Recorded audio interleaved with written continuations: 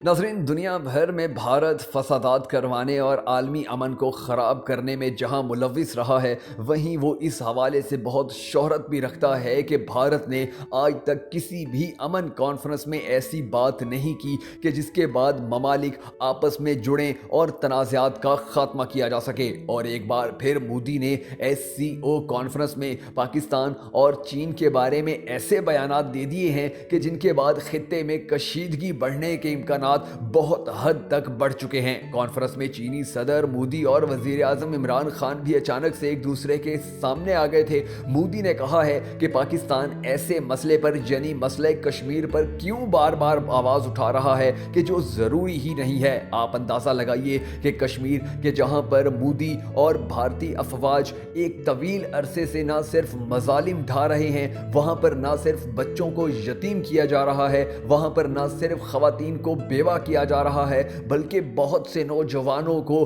गुमशुदा भी कर दिया गया है और उनके लवाहिकीन को आज तक उनके बारे में कुछ भी नहीं बताया गया। उस इलाके के बारे में और भारतीय अफवाज के मजालिम के बारे में मोदी का ये मानना है कि ये तो कोई मसला ही नहीं है और इस पर बात करना इंतहाई फजूल है। अब आप खुद अंदाजा लगाइए कि कश्मीरियों को किस तरह से मजालिम का निशाना बनाया जाता होगा, या भारतीय फौज और मोदी के नजदीक कश्मीर की कितनी हैसियत है और वहां के अवाम की जिंदगियां कितनी जरूरी हैं। जबकि दूसरी जानिब मोदी ने यह भी कहा है कि चीन दूसरे ममालिक की सालमियत का एहतराम करे। हालांकि भारत वो मुल्क है कि जिसने हमेशा अपने इर्द गिर्द रहने वाले पड़ोसी ममालिक के न सिर्फ इलाकों पर कब्जों की कोशिशें की हैं, बल्कि उन ममालिक के अंदर शोरिश बर्पा करके वहां के अमन को तबाह करने और वहां की मुईशत को नुकसान पहुंचाने में भी मुलव्विस रहा है। और यही वजह है कि आस्ता आस्ता भारत को उसके तमाम पड़ोसी ममालिक छोड़कर जा चुके हैं और वो सब ममालिक या चीन के साथ बेहतर ताल्लुकात कायम कर रहे हैं या पाकिस्तान के साथ। और चीन और पाकिस्तान के साथ आने वाले इन ममालिक ने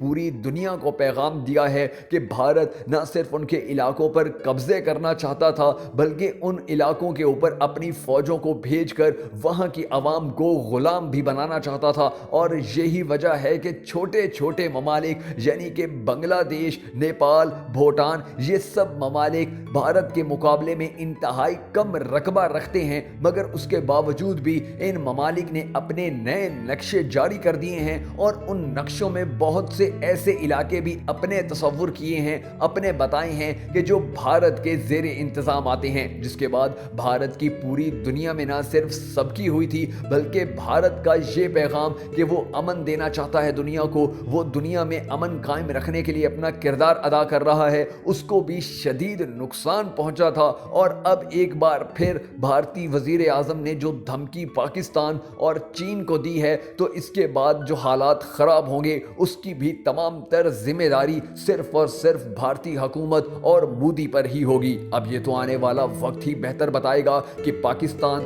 और चीन भारत की इस धमकी का जवाब किस तरीके से देते हैं।